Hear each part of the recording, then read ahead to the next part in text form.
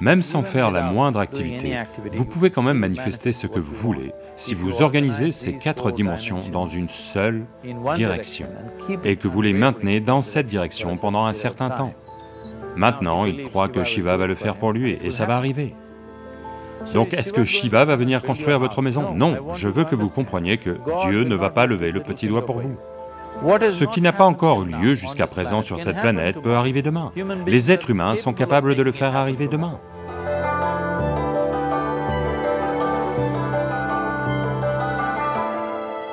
Tout ce que nous, en tant qu'êtres humains, avons créé sur cette planète a essentiellement d'abord été créé dans notre mental. Tout ce que vous voyez, qui est le travail de l'homme sur cette planète, c'est d'abord exprimé dans le mental, puis ça s'est manifesté dans le monde extérieur. Les merveilles que l'on a faites sur cette planète et les horreurs que l'on a faites sur cette planète, toutes sont parties du mental humain. Donc si l'on se soucie de ce que nous créons dans ce monde, il est extrêmement important que tout d'abord, nous apprenions à créer les bonnes choses dans notre mental. Comment maintenir notre mental? Si on n'a pas le pouvoir de maintenir notre mental tel qu'on le veut, ce que l'on crée dans le monde sera également très accidentel et aléatoire. Donc apprendre à créer notre mental tel qu'on le veut est la base pour créer le monde tel qu'on le veut. Il y a une merveilleuse histoire dans la tradition yogique. Un certain jour, un homme part marcher. Il part faire une longue marche. Accidentellement, sans le savoir, il entre au paradis. Chanceux, n'est-ce pas? Il marche simplement et atterrit au paradis. Après cette longue marche, il se sent un peu fatigué. Alors il se dit, « Oh, je suis fatigué, j'aimerais pouvoir me reposer quelque part. » Il regarde autour, là, il y a un bel arbre, sous lequel il y a une herbe très tendre. Donc, c'est attrayant, il va y poser la tête et s'endort. Au bout de quelques heures, il se réveille, bien reposé, et se dit, « Oh, je suis bien reposé, mais j'ai faim, j'aimerais avoir quelque chose à manger. » Et il pense à toutes les belles choses qu'il a toujours voulu manger dans sa vie. Et instantanément, toutes ces choses apparaissent devant lui. Vous devez comprendre que là-bas, le service est comme ça. Les gens qui ont faim ne posent pas de questions. La nourriture arrive et ils mangent. Une fois l'estomac plein, ils pensent, « Oh, j'ai le ventre plein, j'aimerais avoir quelque chose à boire. » Toutes les bonnes choses qu'il a toujours voulu boire, il y pense et tout apparaissent juste devant lui. Les gens qui boivent ne posent pas non plus de questions, donc ils boivent. Maintenant, avec un peu d'alcool en lui, vous savez, Charles Darwin vous a dit, « Vous étiez tous des singes, votre queue est tombée. » Pas moi. Charles Darwin vous a dit que vous étiez tous des singes, et que votre queue est tombée, et que vous êtes devenus humains. Oui, la queue est à coup sûr tombée. Mais le singe, en yoga, on qualifie toujours un mental non établi de markata, ce qui veut dire un singe. La raison pour laquelle on qualifie le mental de singe, c'est que... Quelles sont les qualités d'un singe? L'un des aspects du singe, c'est son mouvement inutile. Et un autre aspect du singe, c'est que, si je dis, vous singez quelqu'un, qu'est-ce que ça veut dire? Imitation. Singe et imitation sont devenus synonymes. Donc, ces deux qualités essentielles d'un singe sont tout à fait les qualités d'un mental non établi. Les mouvements inutiles, vous n'avez pas besoin de les apprendre du singe, vous pouvez les apprendre au singe. Et imiter est le travail à temps plein du mental. Donc, lorsque ces deux qualités sont actives, un mental est qualifié de singe. Donc ce singe est devenu actif en lui. Il regarde juste autour de lui et se dit, que diable se passe-t-il ici? Je demande à manger, de la nourriture arrive, je demande à boire, des boissons arrivent, et il doit y avoir des fantômes par ici. et des fantômes arrivent. Oh, les fantômes sont arrivés, ils vont m'encercler et me torturer, pense-t-il. Immédiatement, les fantômes l'encerclent et commencent à le torturer. Puis il se met à crier de douleur et dit, « Oh, ils vont me tuer !» Et il meurt. Il venait juste de dire qu'il était un être chanceux. Le problème, c'est qu'il était assis sous un kalpavriksha, un arbre à souhait. Il demande de la nourriture arrive, il demande à boire, des boissons arrivent, il demande des fantômes arrivent, il demande la torture arrive, il demande la mort a lieu. Maintenant, ne vous mettez pas à chercher ces kalpavrikshas dans la forêt. Vous pouvez à peine trouver un arbre ces jours-ci. Un mental bien établi, un mental qui est dans un état de samyukti est appelé un kalpavriksha. Si vous organisez votre mental à un certain point, cela organise à son tour l'ensemble du système. Votre corps, vos émotions, vos énergies, tout s'organise dans cette direction.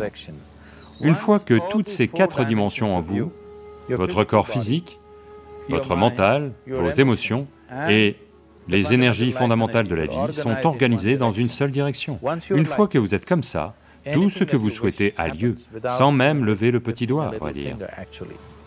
Ça aiderait d'assister la chose par de l'activité, mais même sans faire la moindre activité, vous pouvez tout de même manifester ce que vous voulez, si vous organisez ces 4 dimensions dans une direction et les maintenez dans cette direction un certain temps.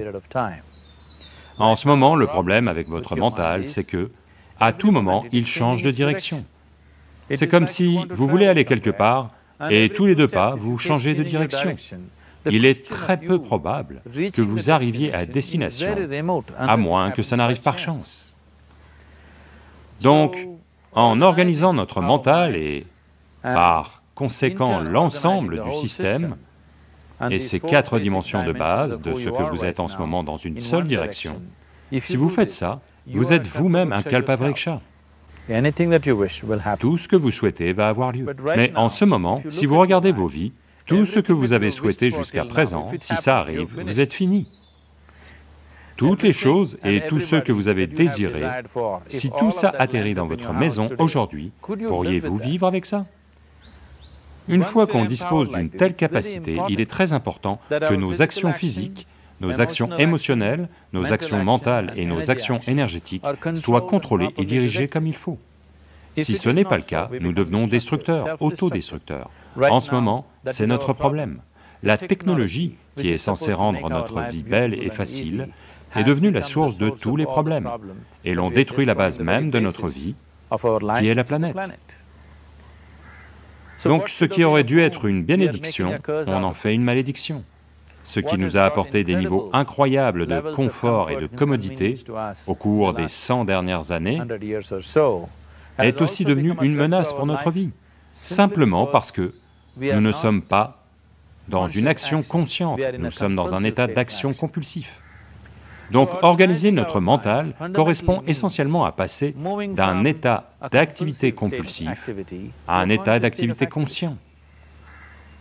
Vous avez peut-être entendu parler de gens qui demandent quelque chose et pour qui ça se réalise au-delà de toute attente. En général, cela arrive à des gens qui sont dans la foi. Maintenant, disons que vous voulez construire une maison. Si vous commencez à penser, « Oh, je veux construire une maison, pour construire une maison, j'ai besoin de 50 000, mais je n'ai que 50 roupies dans ma poche. Pas possible, pas possible, pas possible. » Dès l'instant où vous dites « pas possible », vous dites également « je n'en veux pas ». Donc à un niveau, vous créez le désir de vouloir quelque chose, à un autre niveau, vous dites « je ne le veux pas ». Donc dans ce conflit, ça pourra ne pas avoir lieu. Quelqu'un qui a une certaine foi, en un dieu ou en un temple ou autre, qui est simple d'esprit, la foi ne fonctionne que pour ceux qui sont simples d'esprit. Les gens qui pensent, les gens qui réfléchissent trop, pour eux ça ne marche jamais. Une personne enfantine qui a une foi simple, en son dieu ou en son temple ou autre, il va au temple et dit « Shiva, je veux une maison, je ne sais pas comment, tu dois le faire pour moi. » Maintenant, dans son mental, il n'y a pas de pensée négative. Cela va-t-il se produire? Cela ne va pas se produire? Est-ce possible? Est-ce impossible? Ces choses sont complètement supprimées par le simple acte de foi. Maintenant, il croit que Shiva va le faire pour lui et ça va arriver. Donc est-ce que Shiva va venir construire votre maison? Non, je veux que vous compreniez que Dieu ne lèvera pas le petit doigt pour vous. Ce que vous appelez Dieu est la source de la création. En tant que créateur, il a fait un travail phénoménal, il n'y a aucun doute là-dessus. Pouvez-vous penser à une meilleure création que celle-ci? Est-ce que quiconque a l'imagination pour penser quelque chose de mieux que ce qui est là tout de suite? Donc en tant que créateur, il a merveilleusement bien fait son travail. Mais si vous voulez que la vie ait lieu comme vous la souhaitez, parce que là maintenant, le cœur même de votre bonheur et de votre bien-être est ceci, s'il se trouve que vous êtes malheureux, la seule et unique raison pour laquelle vous êtes malheureux est que la vie n'a pas lieu de la façon dont vous pensez qu'elle devrait avoir lieu. C'est tout. Donc si la vie n'a pas lieu comme vous pensez qu'elle devrait avoir lieu, vous êtes malheureux. Si la vie a lieu comme vous pensez qu'elle devrait avoir lieu, vous êtes heureux. C'est aussi simple que ça. Donc pour que la vie ait lieu de la façon dont vous pensez qu'elle devrait avoir lieu, en premier lieu, la façon dont vous pensez, avec quel niveau de concentration vous pensez, le degré de stabilité de votre pensée et le degré de réverbération du processus de pensée vont déterminer si votre pensée va devenir réalité ou s'il s'agit simplement d'une pensée vide, ou si vous ne créez aucun obstacle à votre pensée en créant un processus de pensée négatif. Ce possible, telle chose est-elle possible ou pas possible, détruit l'humanité. Ce qui est possible et pas possible n'est pas votre affaire, c'est l'affaire de la nature. Votre affaire est juste de vous efforcer d'atteindre ce que vous voulez. Là maintenant, vous êtes assis ici. Si je vous pose deux questions simples, je veux que vous regardiez simplement ceci et y répondiez. Là maintenant, de là où vous êtes assis, pouvez-vous simplement vous envoler? Vous allez dire non. Là maintenant, de là où vous êtes assis, pouvez-vous vous lever et marcher? Vous allez dire oui. Sur quoi cela repose-t-il? Pourquoi dites-vous non au vol et oui à la marche? Du fait de votre expérience passée de la vie. Bien des fois, vous vous êtes levé et avez marché, vous ne vous êtes jamais envolé. Ou en d'autres termes, vous vous basez sur l'expérience passée de la vie pour décider si quelque chose est possible ou non. Ou en d'autres termes, vous avez décidé que ce qui n'a pas eu lieu jusqu'à présent ne peut pas avoir lieu dans votre vie à l'avenir. C'est une honte pour l'humanité et l'esprit humain. Ce qui n'a pas encore eu lieu jusqu'à présent sur cette planète peut arriver demain. Les êtres humains sont capables de faire en sorte que ça arrive demain. Donc ce qui est possible et ce qui n'est pas possible n'est pas votre affaire. C'est l'affaire de la nature va décider de ça. Vous regardez juste ce que c'est que vous voulez vraiment et faites des efforts en ce sens. Et si votre pensée est créée de manière puissante, sans aucune négativité, sans aucune pensée négative faisant baisser l'intensité du processus de pensée, la première chose et la plus importante est que vous devez être clair, qu'est-ce que c'est que vous voulez vraiment? Si vous ne savez pas ce que vous voulez, la question de le créer ne se pose pas. Si vous regardez ce que vous voulez vraiment, ce que tout être humain veut, c'est... il veut vivre joyeusement, il veut vivre paisiblement. En ce qui concerne ses relations, il veut qu'elles soient aimantes et affectueuses. Ou en d'autres termes, tout ce que tout être humain recherche, c'est de l'agréable en lui-même, de l'agréable autour de lui. Cet état agréable, s'il a lieu au niveau de notre corps, on appelle ça la santé et le plaisir. S'il a lieu au niveau de notre mental, on appelle ça la paix et la joie. S'il a lieu au niveau de nos émotions, on appelle ça l'amour et la compassion. S'il a lieu au niveau de notre énergie, on appelle ça la félicité et l'extase. C'est tout ce qu'un être humain recherche. Qu'il aille au bureau pour travailler, il veut gagner de l'argent, bâtir une carrière, fonder une famille, il va s'asseoir au bar, au temple, il cherche toujours la même chose, de l'agréable en lui, de l'agréable alentour. Si c'est cela que l'on veut créer, je pense qu'il est temps d'aborder la chose directement et de nous engager à le créer.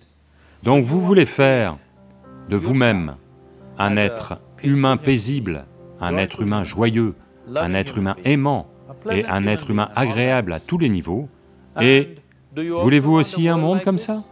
Un monde de paix, un monde d'amour, un monde de joie? Non, non, je veux de la verdure, je veux de la nourriture. Quand on dit un monde joyeux, ça veut dire que tout ce que vous voulez s'est produit. Donc c'est tout ce que vous recherchez. Donc tout ce que vous avez à faire est de vous engager à le créer, à créer un monde de paix, de joie et d'amour, à la fois pour vous et tous ceux qui vous entourent. Si tous les jours le matin vous commencez votre journée avec cette simple pensée dans votre mental, aujourd'hui, où que j'aille, je vais créer un monde de paix, d'amour et de joie. Si vous chutez 100 fois dans la journée, quelle importance? Pour une personne engagée, l'échec n'existe pas. Si vous tombez 100 fois, 100 leçons à en tirer. Si vous vous engagez comme ça, à créer ce qui vous tient vraiment à cœur, maintenant votre mental s'organise. Une fois que votre mental s'organise, la façon dont vous pensez est la façon dont vous vous sentez, vos émotions vont s'organiser. Une fois que vos pensées, vos émotions sont organisées, vos énergies vont s'organiser dans le même sens. Une fois que vos pensées, émotions et énergies sont organisées, votre corps lui-même va s'organiser. Une fois que ces quatre sont toutes organisées dans une seule direction, votre capacité à créer et à manifester ce que vous voulez est phénoménale. Vous êtes le créateur à bien des égards. Ce qui est la source de la création fonctionne en vous à chaque instant de votre vie. C'est juste que, avez-vous gardé accès à cette dimension ou non? Organisez les 4 éléments de base de votre vie, vous y donnera accès. Il y a des outils et des technologies pour le faire. Toute la science du yoga, toute la technologie que l'on appelle yoga, n'a que ça pour objet, vous faire passer d'un état où vous n'êtes qu'un fragment de création à un état où vous devenez un créateur. C'est mon souhait et ma bénédiction que chaque être humain de ce monde ait accès à la source de la création en lui-même pour qu'il puisse fonctionner ici en tant que créateur, pas juste en tant que fragment de création.